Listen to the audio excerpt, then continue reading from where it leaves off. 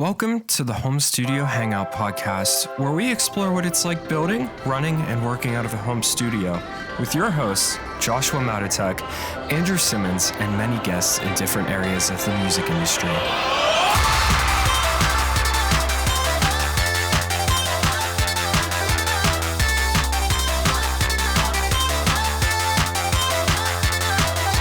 Welcome back to the Home Studio Hangout podcast. As you can hear, I'm your co-host, Drew, but I am very, very under the weather, and the weather decided to go from very hot to very not hot, and my body is not taking it very well. I have a sinus infection, and now that I'm 26, that means that a sinus infection is no longer just this annoying thing that I deal with. Yeah. It's the type of thing where all of a sudden I have to go to bed at 8 p.m. Yeah. Well, the other voice you hear is Josh, co-host Josh. They all know who we are, man. Honestly, we need to stop introducing ourselves, bro. Because some people I don't give a shit. Some people don't. No, I don't care. I want it to be a mystery. I want it to be a mystery. Do you want to know who we are? Listen to more episodes.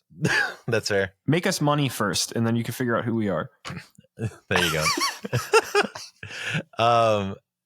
But yeah, no, we're feeling some type of way today. Josh is feeling lazy, and I'm feeling like crap. So I don't even feel lazy. Like, I woke up like motivated. I woke up awake. I didn't feel the need to like fill my body with caffeine immediately upon waking, which is strange.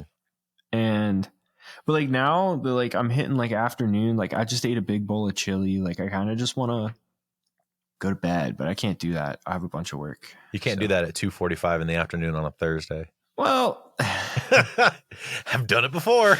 Wouldn't be the first time. Uh-oh.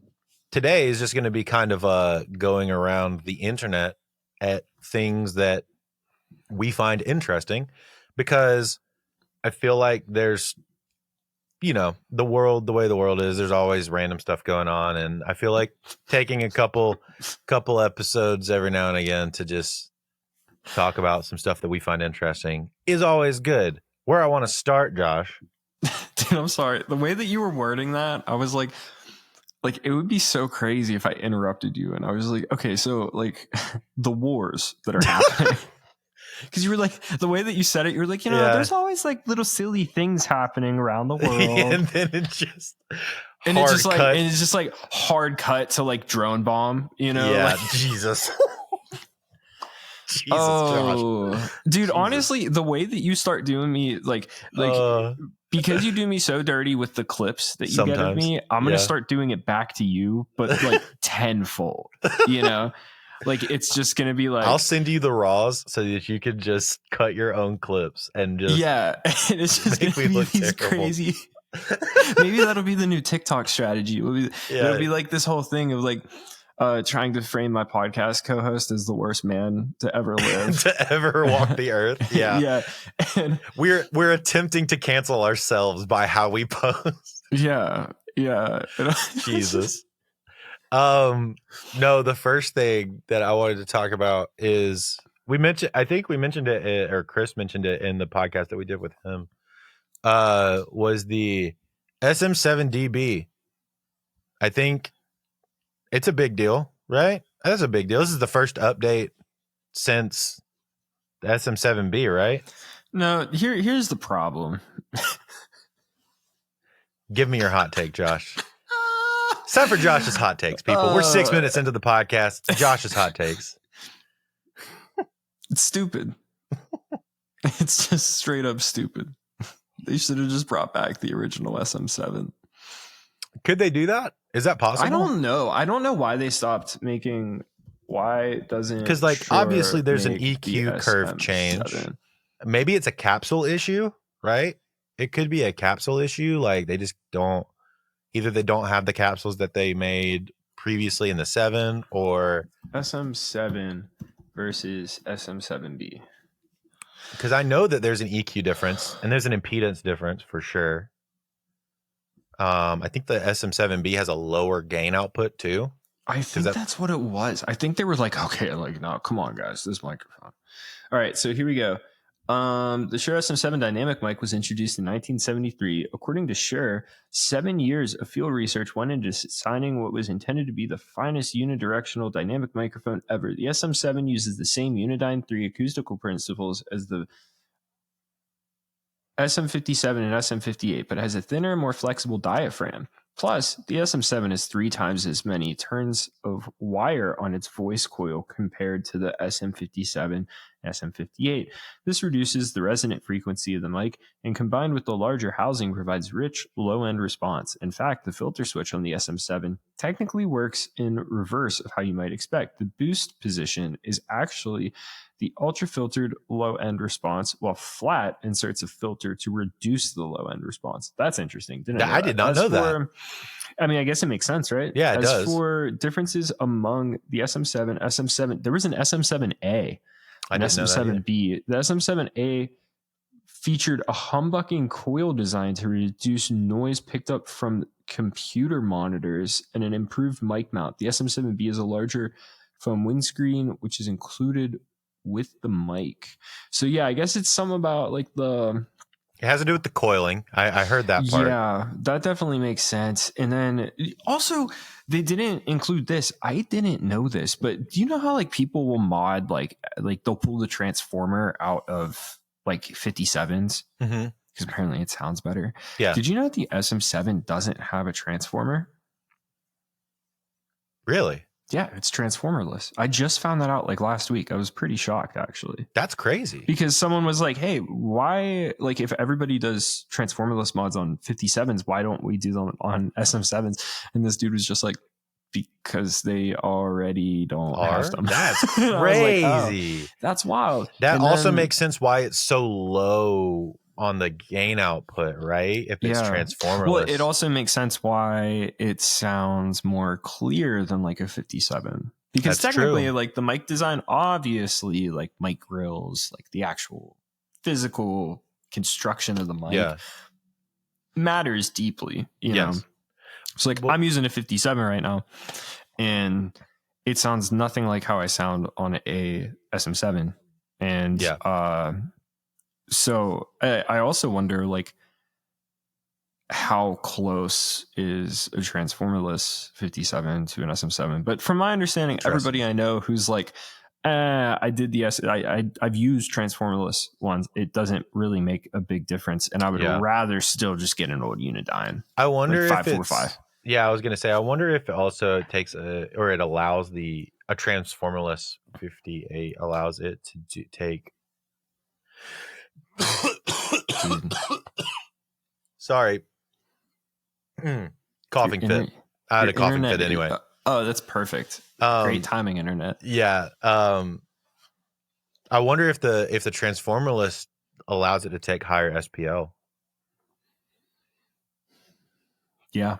You would think so, right? Yeah, it would. Without distorting. Like you would have a much higher headroom on like very loud sources like drums and stuff. Also, like, if you think about it though, like the big thing with SPL isn't so much the transformer as it is the capsule, from my understanding. Yeah, it is. But I mean, I'm obviously, sure if it's transformerless, you get less distortion. I'm sure it would interact in that way. That's kind of what I was thinking. Anyway. But then again, everyone who uses the transformerless ones are using it on like guitar cabs or snares. And I feel like part of the reason why you use a 57 on a snare or a guitar cab is for that sound. It is. The mid-range kind of compression naturally that it gets whenever it hits something really hard. It's like the same reason why like U87s rip on all things loud besides vocals. Or like KM84s just have the natural EQ curve that sit perfect for overheads. Yeah. So anyway, SM7db, I do want to touch on it though, because it is technically cheaper, I think, based on what I'm seeing. So, because most people buy an SM7, which would be $400, right? Mm-hmm. And then a cloud lifter, which is $150, right? I don't know. Let me check. I've actually never purchased a cloud lifter. I have one. I didn't buy mine. I had Sam's for a minute. Yeah, they're $150. Yeah, $150. So buying an SM7db is only $500. So you're actually saving $50 by just getting the DB rather than the combo of the SM7B proper and the cloud lifter. You're actually saving money. Yeah. And you have the ability to turn off the cloud lifter, like just with the push of a button. Yeah, it's a pretty good bargain. Yeah, it's actually really nice. What I'm really interested of, speaking of like cloud lifter, right? I want to know what their 44 clone sounds like. The ribbon mic that they make. Oh yeah. I really want to hear that because for $1,500, like, I don't know. I feel like the difference between ribbon mics is like pretty minimal, you know, but it's like, if you got that big money, like you're just going to get a real 44. It takes a lot from my experience. So like the fat heads I've used a million times. They're super cheap. They're like $50 or something like that. They're awesome. Great ribbon mics for like room drums. And if you want something dirty, but I've also used like Royers for miking like guitars Royers. And stuff. I've tried them. You know, it's a thing. I feel like everybody should try it. You know what I mean? Like if you've never tried it. Also I've used them on guitars and I like them. I can't stand them on drums. I don't know why. Yeah. I just think that it depends on the genre. And then I think it depends on the genre. Just wasn't the sauce. Now, what is it? There's a Royer 151 that is it's got a power bank in it. So you actually it's one of the only ribbon mics that you actually do turn on phantom power for. Yeah. Well, and AEA now has active versions of all their mics, which is pretty cool. I think SE does too. Active. Yes, they do. I've used the AEA ones. Yeah. Did you use R84? Yeah. So my buddy golly, chest. My buddy from Greenbrier, Jay, who I had on the podcast the other week, when you were off with Lee, he's got like a bunch of really good AEA ribbon mics that he uses for room mics. Cool. And they sound awesome. And it's the single one with the stereo internalized pattern. Yeah, so that's the R88. Yeah, those ones are sick. Yeah, they're great. They sound awesome. Sick.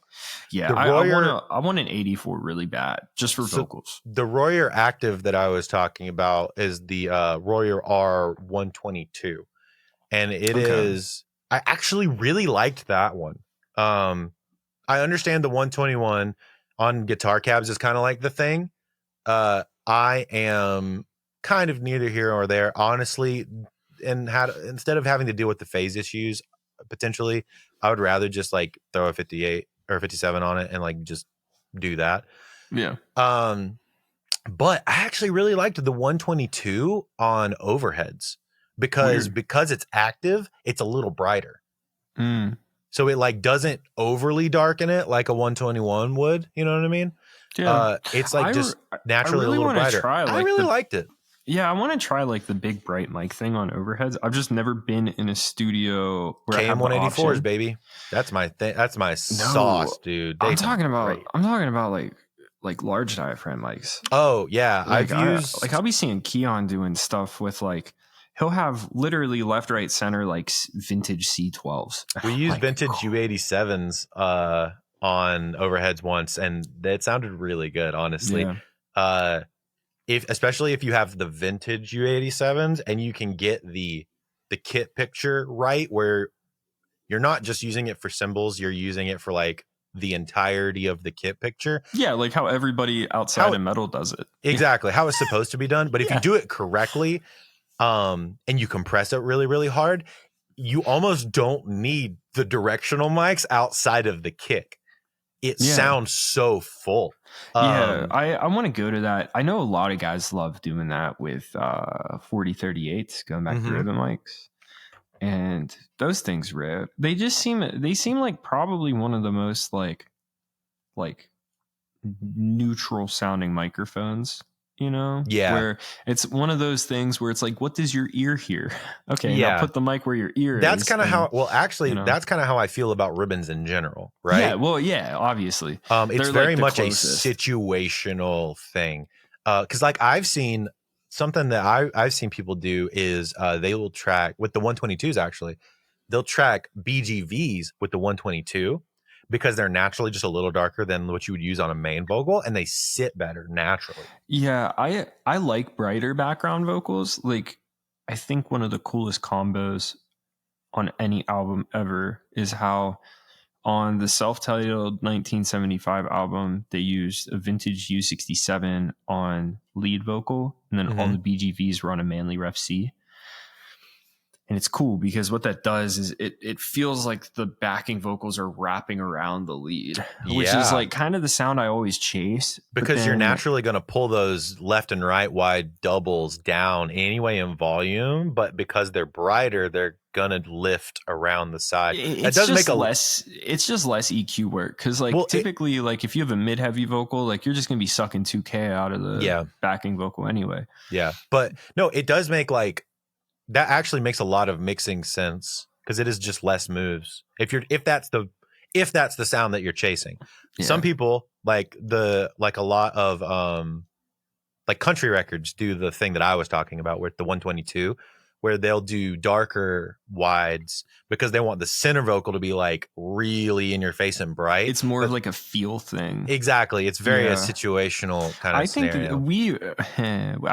I screwed up tracking this one record that we were doing. It's like an Americana record. I'm actually going up to finish it tomorrow. And we got it to sit fine just by using de-essers, but for some reason, once we started getting like Lee cut like the whole lead, and then he looked like he was about to start crying. So I was like, all right, like I can track if you want to break. And he was like, of course. And so he like sat down, and then I like load up my presets and I start cutting. And then like halfway through, I was like,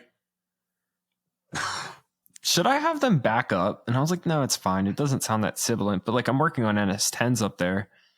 And so everything's just darker. It's harder for me to tell where the S sounds are. And like, that's where I screwed up. Like I really should have brought my headphones and because like if I could have gotten them to just back up a little bit and get a little bit less sibilance, like it would have made it so easy. But like my Lewitt, I won't say it's a bright mic.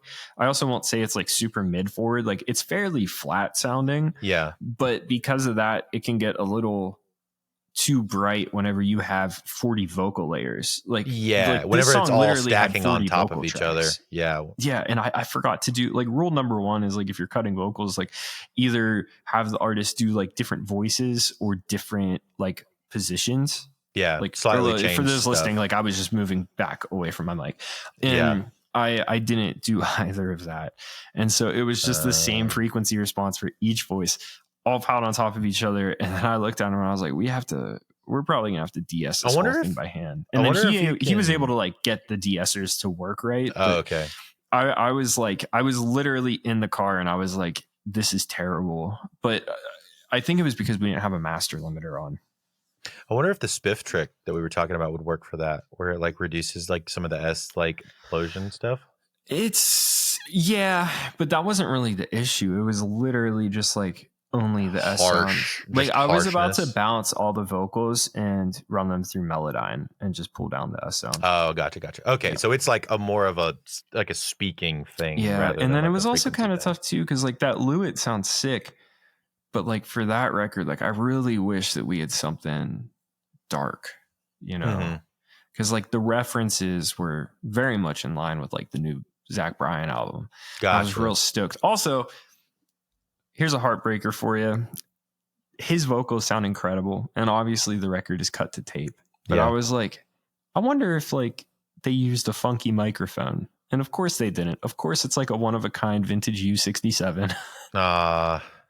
All of my favorite vocals are on U67s, and it breaks my heart because by the time I will be able to afford one, there's going to be no good ones left. You know? Yeah, they're all going to be broken or owned by everybody else. Yeah, or owned by everybody else, you know. And that sucks. So, you know. Yeah, I wonder, I'm waiting on a good 67.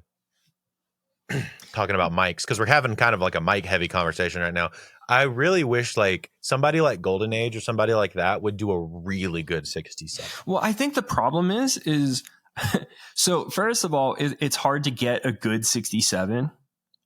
So what you would have to do is probably just get one of the clones, like the Neumann clones, right? Yeah. Like the reissue. The That's reissues, the proper term. Yeah. And like some people have made them. Like I heard the Peluso 67 is pretty good. They use it over the Vintage U87 that's at the studio a lot. And I don't understand why, because like just naturally, like for me, if I'm picking a microphone for a voice, it's going to come down to capsule first, you know? Yeah. Obviously the Vintage U87 is going to have a much nicer capsule than the Peluso. Yeah. But apparently they like it. It could also just depend on the voice of the person, right? So yeah, very much so. But I don't know. But I would tend to agree with you. I would default to the nicer capsule to start with. Yeah, because as soon as you have like weird resonances in the capsule, like, and if you're working on speakers that you typically don't work on in a room you typically don't work in, then you're just like, you're going to get that project home and there's going to be something funky in it. Yeah. You know? No, that makes sense. Especially if you're not monitoring through your headphones like you should be. Yeah. And so like, it's just like, I don't know. But yeah, I don't know. There's a few microphones that I'm interested in. Like I really want to hear a Bach 167. Mm-hmm. Specifically one of the old ones and not the UA ones. But I know a lot of people love the 241, the cardioid only 251 that they used to make. And what's funny, if you look at those mics, obviously they aren't going to sound like a C800, but the frequency response is closer to a C800 than a 251. Which I think is super cool. Yeah. And that would kind of make sense why it rips, right? Because you have like the texture and like saturation characteristics of the 251, but it's voiced similarly to like a C800. So therefore it's going to, you know, it's going to need less work. Like working on the Telefunken was cool for some voices, but like literally like 80% of the time we were just kind of like, this is way too bright. It's too much. Yeah. It's way too, and the one that Lee had was like, there was always some weird thing going on in 5K. I don't know if I was just dumb then. You know what I mean? Like we're all in a constant state of learning, you know? So like sometimes I'll listen to things that I did and I'm like, why the hell did I do that? And so sometimes I wonder like, maybe I was just being stupid, you know? And I was like, what's that weird 5K thing going on? Yeah. But it was they just also could have been listening on the speakers and the environment and a bunch of things. So I don't know, but I've been really enjoying. So I have a TLM 102. It's been pretty good. The high end on those are actually better than the 103. The high end on it is a little. So if you like really bright mics, it's better than the 103. Dude, the low end on that thing is crazy. Yeah. So I'll send it to you later, but I tracked this country guy in the woods. My buddy James Tucker. Okay. Sorry, I thought you were going to start talking about some guy named Oliver. No. So we tracked my buddy James Tucker legitimately before that even came out. Oh, that's funny. Which is hilarious. But it was just a one take of him, and he was like, "I just want a single mic on the thing." I was like, "All right, I'm gonna have to capture enough low end to pick up the acoustic, but position it in a way that's gonna capture the vocal." Dude's a great singer. Didn't honestly need any tuning. The way that it was kind of going, he did it in like 2 takes. It was amazing. I'll shoot you the song. It turned out really cool. Yeah. But I used that 102. I was so impressed with how much I didn't have to touch like the low mid range on that. I've used it before in like acapella groups, like with like beatboxers and stuff. Yeah. And you can get a good amount of low end from it too. But I mean, for such a tiny thing, like it captures so much. That's like those Gefell M930s. That are like super small. Yeah. Those things rip. Yeah. Honestly, yeah, if anyone's listening and they're thinking about getting like a TLM 102 or 103, bro, you can get them for like $500. Yeah. Well, same with the M930s. Yeah. Just get one of those from Gefell. It's the original company that made Neumann products back in the day. Mm-hmm. They make stellar capsules. Those things sound really good. I got mine a little cheaper because I bought it from a buddy in Ohio. Fellow studio guy who I actually want to get on the podcast. I need to talk to him. What's his name? Eunice Latif. He owns, I think it's Black Moon is his recording studio's name. Cool. But he's really cool. But he sold me that mic for a really good price, so I couldn't say no to that one. But I've been using not a TLM 103, a TLM 193, which I had never heard of. It's like how the U87, and then like smaller than that is the U89, and then smaller than that is the 193. It is a 103 that leans more like a U87. Yeah, they used those are really popular in voiceover work. I really like it. Yeah, if you want that South Park vocal sound, mics they used for South Park. Yeah, really. Yeah, at least like the early seasons. That's whatever really studio funny. they used, like the ADR facility. Like, yeah, they just got like a ton of 193s. So we have a 193 at the studio at the church. I'm borrowing it from a buddy who just has a big mic closet and doesn't need it, so I'm just using it temporarily. But I've been really liking it. It sounds really great on guitars. It's been sounding really good on vocals. I tracked a couple like songs that did really well. Send me some vocal demos, because I am I always wanted to know how those sounded, because they get kind of mixed reviews on vocals. I liked it. How big is it? It's very small. It's like not really as small as a 103 or a 102. Yeah. It's the shape of an 87, but it's like a quarter of the size. That's funny. That's really funny. That's like the U89 is like smaller. Okay, did I talk about the U89 on this podcast yet? I don't think so. Okay, so I went on a deep dive because Josh wants a U87, but I don't want to spend $5,000 on a vintage one. Yeah. And so the two mics that I keep coming back to is the Soyuz FET 017, which I've been talking about for years, never pulled the trigger on. Yeah. But I'm afraid it might be a little too bright. And so I would can I pause you right there? Talking about the Shure stuff. The one thing I am actually where I don't think the new DB is going to top is that Soyuz actually makes their own cloud lifter. Yeah. That fixes like every problem that the 7B has. Yeah, it does. And it's awesome. And I don't think that the DB is going to give that same natural fix. That is, if you are like actually tracking vocals for real, I would actually recommend actually just getting the Soyuz cloud lifter, because it's awesome. And I think it's like the same price as a regular cloud lifter. And now keep in mind, like, it's not just like a inline preamp, you know, like there's like all the mixed reviews on it are like, why does it color the sound? And it's like, that's kind of what the it's point, for. Yeah, that's what it's for. But anyway, I just wanted to say that because like not enough people talk about how good that thing is. And I was amazed the first time I heard it. Yeah, we use it all the time, and I want to get one. But so like I went on a deep dive, right? So because there's so many different microphones that like Neumann has made. And for various reasons, right? So the U89 was actually their plan to replace the U87, but then people just kept buying the U87. And so what ended up happening is they look like they had it's just slightly smaller than a U87. Well, I think it's like pretty smaller than U87. It looks similar in size to the 193 actually. Maybe like a hair bigger. So what's interesting about that mic is Neumann sat down and they were like as far as like the U87, like it's not sustainable to keep making it this way, because they would have been on like the U87i. And so they designed the U89i as like the next generation of the U87. Yeah. Nobody bought it. So then what ended up happening is Neumann, which honestly, this is like from a business perspective, this makes perfect sense. They were like, we can't keep making the U87. So now what do?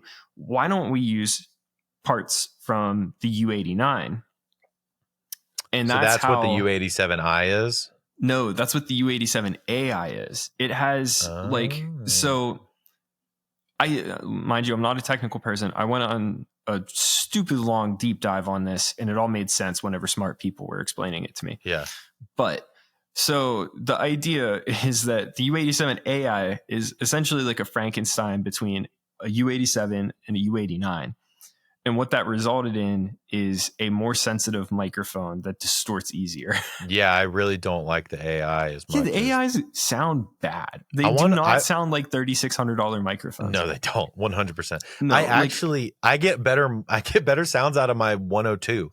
Yeah. In my opinion. Yeah. And the only reason why that mic is still around is because people keep buying it. Yeah. Because if Neumann was like, hey, we're not making it anymore, then everyone's just going to go buy used ones, you know? Yeah. And like, they're not going to make any money off that. Yeah. Yeah. And another reason why is because it's like the only microphone that like normal people recognize, you know? Yeah. And then they're like, oh, it's $3,600. That's an expensive microphone.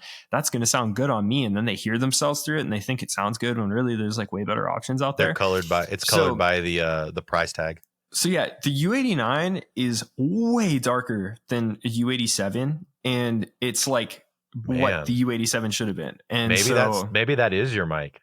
Yeah. Because you do love a dark mic. I do.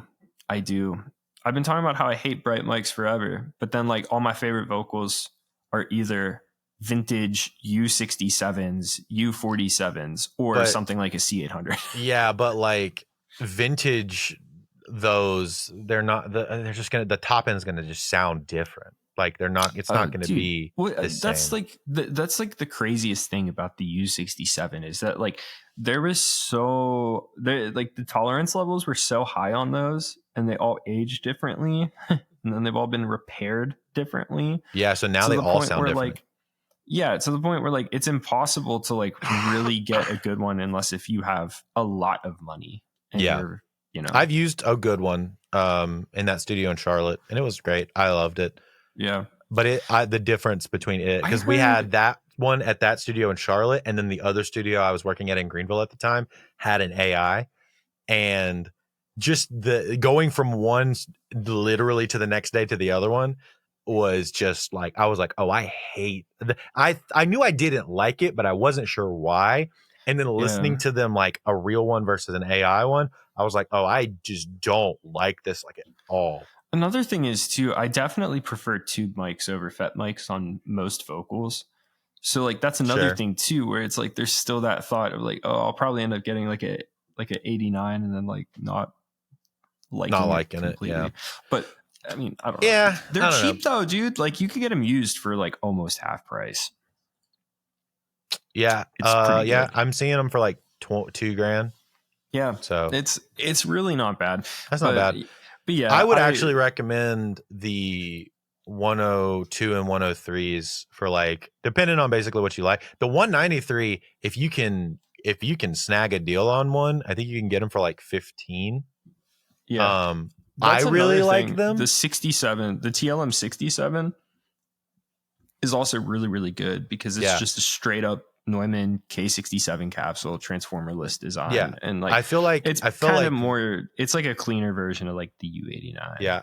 And like a lot of good records that have won Grammys are cut on the TLM series. So like, I mean, I think it's good enough, right? I think it'll be fine, especially if you're in like a home project studio or a home studio, like what I'm in. It doesn't pick up. It's not as hot. It can take higher SPL, but because of that, also, it does reject a little bit of room, which is kind of nice. Because my room's not perfectly treated, but it sounds good in here. Also, if you're doing now, this is the other thing. If you're getting one of those, having an external preamp fixes a lot of the issues that you have with a FET mic. Like what, with the TLM?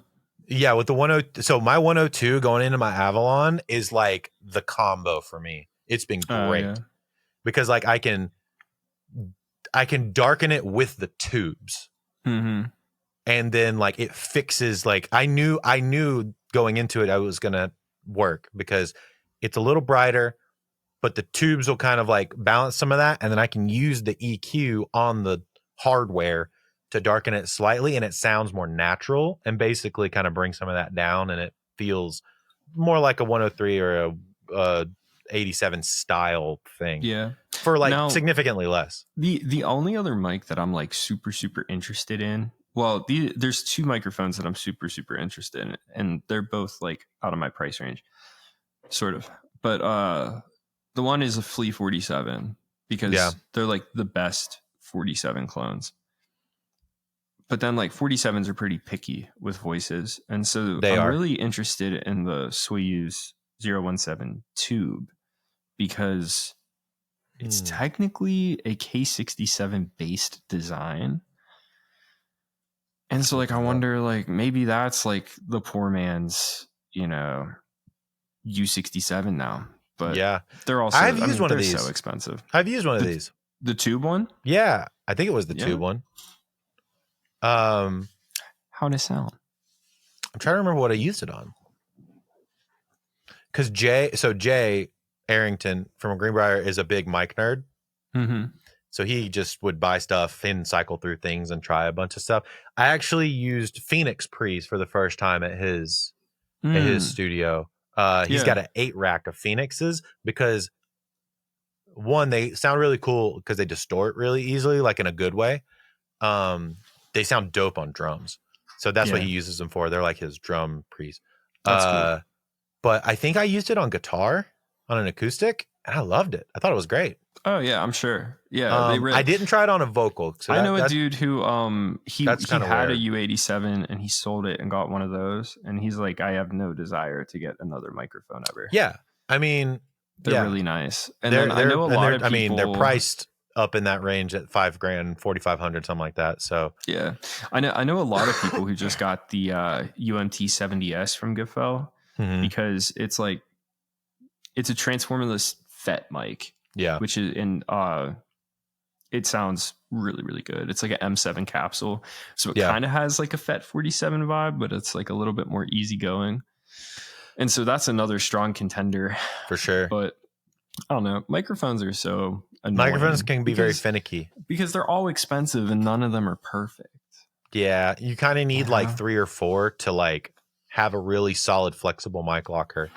Obviously, you can do things like I think the Lewitt is a really good example of like you can buy that and use it on 90% of people. Yeah. It's shout out funny Lewitt. though, give us because a sponsor. Like Lewitt, like the 840 got me to a point where I was like, cool, I have a great microphone, but now it's like it completely blew away all of the middle of the road mics, where it's like now like there's no point in me buying another like $1,000 to $2,000 mic, you know, and now it's like, okay, I should start looking into microphones that are going to be a little bit more picky on different voices. And so it's just like, which one do you go for? You know? You have your workhorse mic, you've landed on it, and that's what the 102 is for me. It's like we have our workhorse mics. What now? The next thing we do has to be in like the $2,000 to $5,000 range, because like that's going to be where we see the next like level up, but also we can get more picky with like styles of sound. Also, what's absolutely insane is like a lot of people are using transformerless mics right now just because they're like safer. Yeah. But like after using a tube microphone like exclusively for the past 2 years, it's like anytime I use a transformerless mic now, it feels like I'm using like a ribbon mic, you know, like it's so not compressed and it just doesn't feel like it feels very and like flat, sterile. Yeah, and sterile. Yeah. And so now it's like, I don't know, like I want some, like I want to push that even further, you know, like I want like that U67, U47 kind of vibe. That's something that you weren't there, but John was talking about like going from room to room, like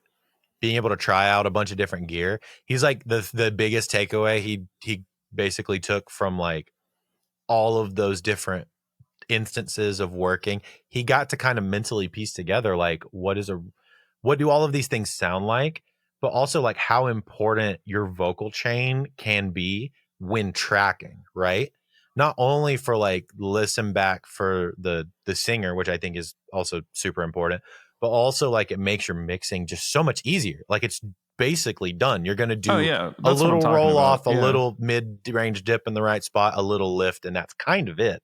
Yeah. It's like I hate listening to a raw vocal and then being like, oh, there's so much I have to do. And then also like you do have to understand that like if you're not compressing before you hit your converters, then like that is a massive factor in itself. I cannot stand using anything where I'm not compressing on the way in. UAD kind of gets me that same feeling, but it's still, it just doesn't sound the same. Well, you also perform differently, right? Like I feel like you're gonna perform differently inherently with all of that compression hitting you in the ears. Yeah, exactly. And so I don't know. That's kind of like the move though right now. It's just like, like, I don't know. I'm really excited to like get my own spot again. And like, I'm starting to like put plans together and like build it together. Like, I'm excited. Like, what do I want it to look like? You know? Yeah. And so it's been on my mind a lot lately. I've started putting plans together for another spot. Obviously we have the spot at the church, and I really want to put together a spot. Me and some video guys that I know in town have been really heavily talking about putting together a video audio studio combo, where people can come and it can basically have like a big podcast room. It can have a simple 2-room recording spot, basically just for vocals and like mixing. And then, a good video area for like either vertical or long form or whatever. And basically just have the trifecta in like a little compound. And we've been talking about that, and like just the thought of like, oh, I know I'm gonna want like a Heritage. I know I'm gonna probably want to get another Avalon. I know I'm probably gonna want to get like some like, Phoenix stuff. That's where it starts to get infuriating, because it's like, I know for a fact that like the Chandler cassette channel would be fine for me. Yeah. But then part of me is like, well, I don't know how I feel about the opto compressor. Yeah. So maybe I would be better off if I went with a 1070 FWE. Mm-hmm. And then like built the chain myself, or did like a 500 series rack with a BAE 1073 and then a TG2. I just like the idea of being able to have the flexibility, right? Having multiple options and be able to piece the vocal chain for each individual singer together. The Chandler cassette is actually sick because it has ins and outs for each stage of the channel strip. That's really cool. Which is fire. So technically, if you're mixing, you could run things in reverse and hit the preamp last. Like, it's that's pretty really cool. Sick. Yeah, it's it's super hit flexible. it on a send. Yeah. Which could be also really cool. Yeah, like exactly. Have that only affect like the delay or reverb send. That would be sick, actually. But then like, I don't know where the bottleneck is where it's like, I want to be able to do other things too. Where like I want to have enough ins and outs and preamps so I could like keep a drum kit mic'd up, like a small one. You know, it's going to be a very simple setup. You know, I primarily kick, do snare, like floor music. tom, crash, ride. Probably, right? No, not even. It's probably just going to be like a hi-hat snare kick to start, you know, and then I'll add on a ride cymbal and then some toms and then like, you know what I mean? But like, so it's like, that's going to be easy. It's going to be a couple ribbon mics, but then it's like, you very quickly get into the territory of where the mics and the preamps completely out budget your drum kit by like 4 times. Yeah. You know, it's like immediately. It's so easy to spend way too much money on this stuff. That's why I really like the Phoenix ones that from Jay's spot. What are they called? The Phoenix Audio, the DRS 8. The DRS 8. Yeah, that's the one that he has. The 8 channel. Yeah. Yeah. For 3,500, that's really good. They're technically Neve style. Yeah. But they just have more. They're basically like if you took Neves and turned it up to 11, they like distort and like compress a little bit internally, which is really great for drums. Like you want that on drums. Oh yeah. So it does like that minor, you know, like when you get too clean of drums, you like clip it a little bit. Yeah. It basically just does that in the preamp, which is really nice. Yeah. I did that once. It did not turn out great because I was working on SM9s. Well, yeah, you gotta have to know what you're doing to do that. Oh yeah, so I'm going home. I'm gonna be working on SM9s. Matt, if you ever listen to my podcast, I'm very sorry for dragging on your speakers, but there are many proofs out there that do attest that the SM9s have an inherently broken design that cause insane phase issues. And the last time I cut drums there, I ended up with the worst sounding drums of my life. But Yeah, they sounded the best drums of my life whenever I was there. Yeah, I remember you telling me about that. Like I don't know, it's weird, but I do have to get going here. No, you're good. I do want to talk about like one more thing with you real quick. Big mic conversation. Yeah. We've done a bunch of episodes of us asking people what they've been listening to lately. And real quick before you go, I want us to give ours. Oh yeah. All right. This is easy. All right. So I've been listening to Zach Bryan. Dude, this is weird, right? Because like, ooh, probably the last time I talked about what I'm listening to is probably just like, yeah, it's been a minute, baby. Yeah, it's been a minute. Zach Bryan, Noah Kahan, Medium Build. Medium Build is like my favorite artist right now. Yeah. And then I'm not gonna lie to you. The other day, my upstairs neighbor was being so annoying that we started blaring heavy music that we used to listen to. Yeah. So like it kind of got me back into it a little bit. I've been listening to Lorna Shore. I've been listening to who else have I been listening to? Of course, Chelsea Grin. The new Darko stuff though, where crazy, where goes nutty. What's his name? What's his name? What's the vocalist Chelsea Grin's name? Oh, I don't remember his name, but I know what you're talking about. He's so good. Yeah, he's really good. It's him and then the dude from Spite, and then they made a band called Darko. They rip, and then Alpha Wolf. I was listening to the latest Silent Planet releases. It's really good. Those are really good. Shout out again, Dan Bronstein did those. Yeah. He killed that junk, dude. It's so good. I like my favorite band used to be Silent Planet, and then I got out of heavy music, and I haven't listened to like anything. And they changed a lot. But it's still when really did I stop listening to heavy music? Probably during the pandemic. I got really tired of it during the pandemic. So it's been like 3 years since I listened to anything like new from heavy bands, and so I don't know. It's been fun just like listening to stuff. It makes me want to get a baritone guitar again. Yeah, but yeah, it's literally just been like Zach Bryan, Noah Kahan, Medium Build, and then there's this artist that I have like two people I know are working with them. I think you pronounce it Chesley. Yeah, because I doubt it's Chesel. Yeah, I doubt it. Yeah, you showed me that stuff, dude. It's really good, dude. His one single Batshit is like really good. It's just so good. It's written so well.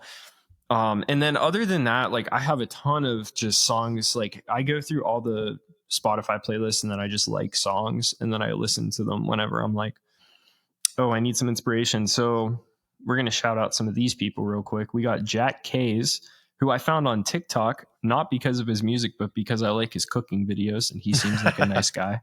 Yeah. And then one of his songs popped up and I was like, who is this guy? And I clicked on his Spotify profile and I said, oh, that's the guy with the mullet that makes cool cooking content. This song, what song is this? I don't know. Sometimes I just be liking stuff. We got Dope Lemon out here. Very indie, very sick. Yeah. There's this artist from Florida named Julie. That's just the artist name. The song Catalog is really good. New Code Orange is really good.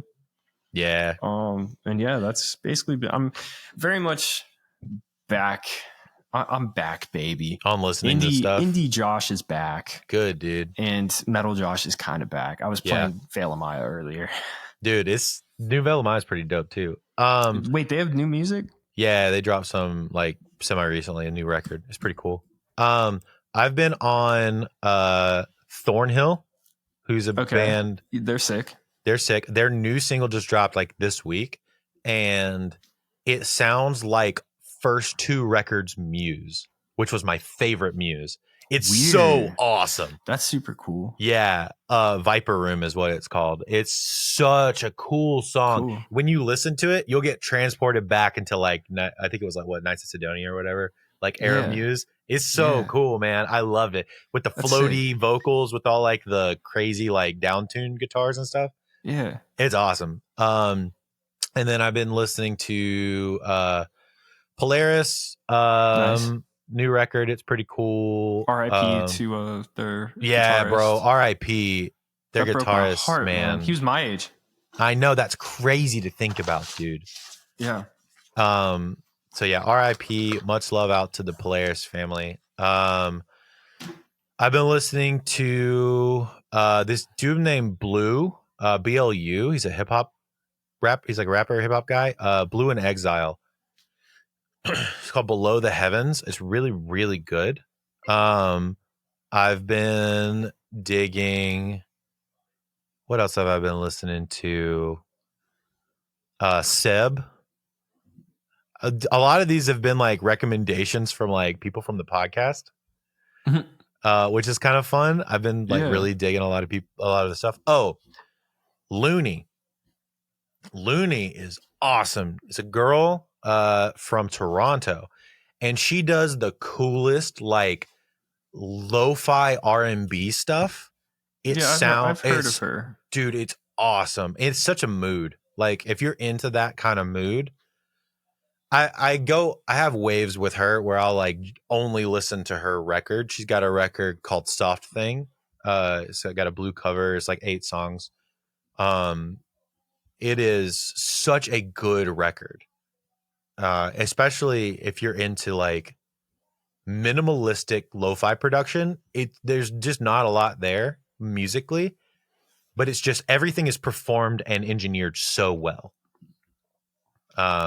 So yeah, that's kind of what I've been on. I've been on like I'm either listening to super heavy music or like super soft R&B. That's like where I'm at right now. Oh, dude. Also, Earl Sweatshirt dropped an entire album with The Alchemist. And so we have to listen to that. I have to. I'm about to put that on in the car. Yeah, I love Alchemist, bro. I love Earl Sweatshirt. I know. So we both come from different worlds on that. It's been a blast. Yeah, dude. Let's get you out of here, all right?